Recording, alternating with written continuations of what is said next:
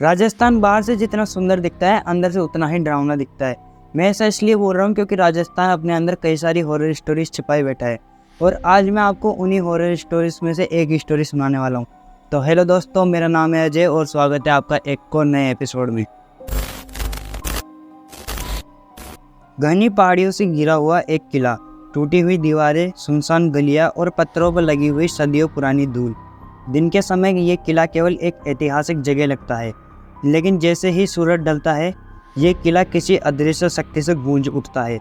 अचानक इस किले से किसी के चिल्लाने की आवाज़ आने लगती है। ऐसा लगता है कि वो चीखें किसी को मदद के लिए पुकार रही हो। कहा जाता है कि इस किले और इलाके पर एक दिव्य शक्ति वाले तांत्रिक का श्राप है, जो उसने मरने से पहले इस किले को दिया था।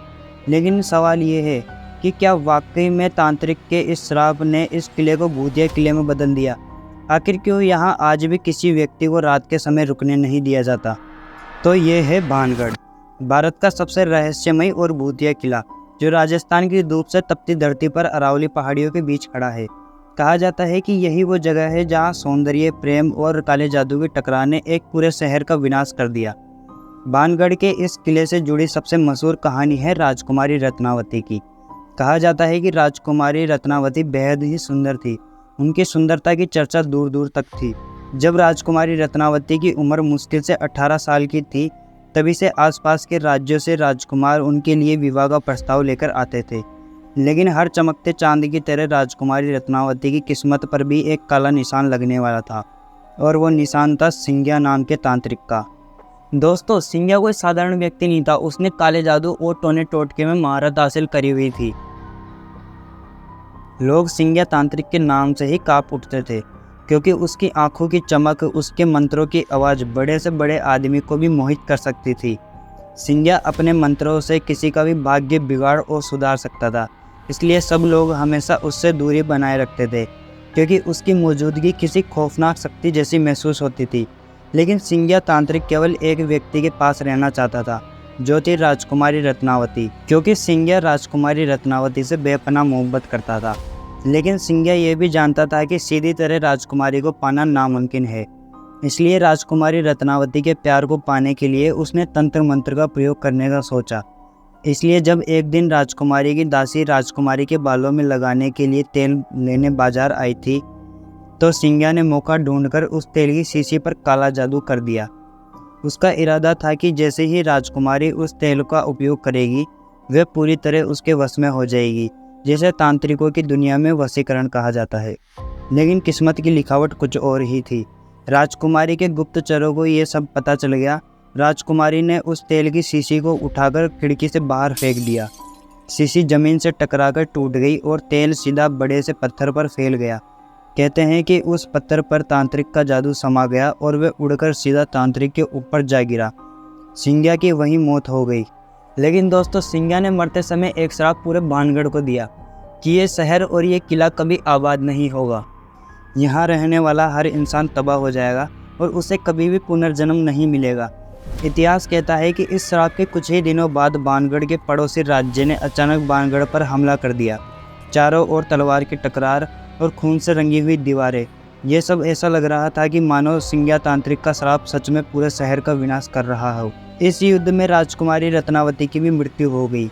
सब लोग धीरे धीरे इस किले को छोड़कर चले गए और एक दिन ये भव्य शहर सुनसान खंडहर में बदल गया। इस किले से जुड़ी एक और कहानी मानी जाती है कि जब सिंघिया के श्राप से ये पूरा शहर तबाह हो गया था, तब एक और राजा ने इस किले और आसपास की जगह को दोबारा बसाने की कोशिश की थी। और वो राजा थे माधव सिंह, जिन्होंने इस किले को बसाने की दोबारा कोशिश की थी।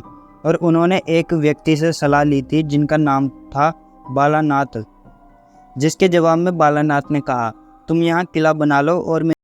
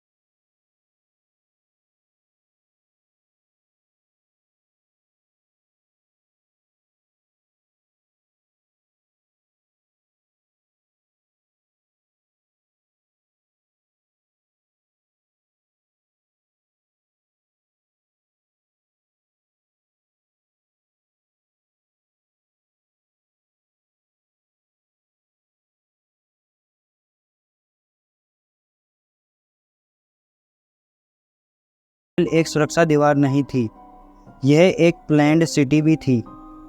इसके अंदर बाजार थे, मंदिर थे और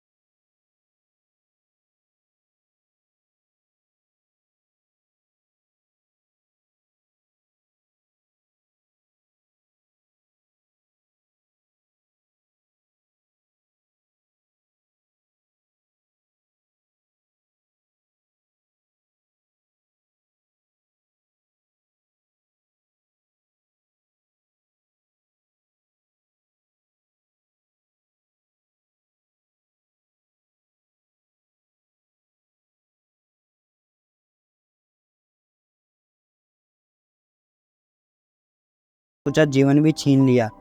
खाने और पीने की कमी से लोग पलायन करने लगे और अंत में